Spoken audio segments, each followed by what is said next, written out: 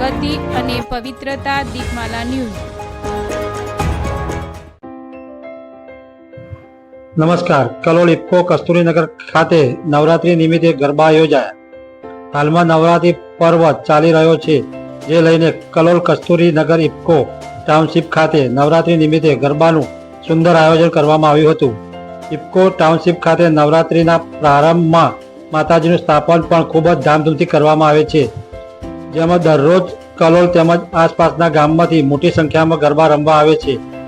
આ ગરબા મહોત્સવમાં સૌ પ્રથમ માતાજીની આરતી સ્તુતિ કરી ગરબાની રમઝટ બોલાવવામાં આવે છે।